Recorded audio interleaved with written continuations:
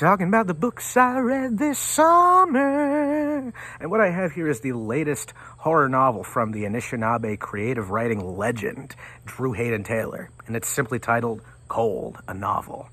Ironically, this is bringing me back to the warm, fuzzy early days of summer. This is one of the first things I decided to read during the break. And it was a fitting one because it evokes a lot of melancholy, nostalgia for the winter months and for the hockey season especially. A lot of this novel has to do with hockey. For one of our protagonists is a kind of washed-up minor league hockey player who's reaching the end of his pro hockey career around the same time that he's roped in to a murder mystery plot that eventually turns into a bit of a Wendigo chase. This is a very interesting horror novel insofar as it bridges elements of the whodunit, the slasher, and the monster movie.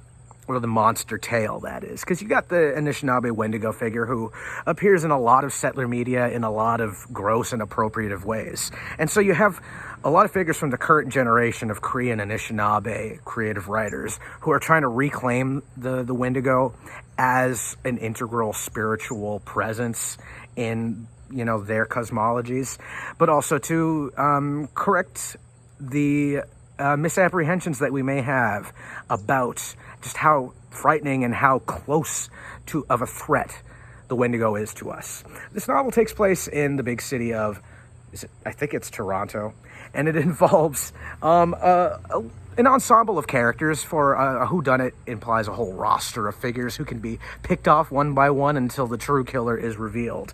And I won't really go into the characters because I feel like I would perhaps include some spoilers along those lines.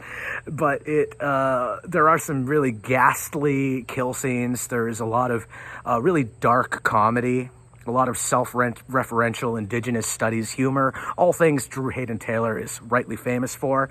And it's just a really well and cleanly told horror story.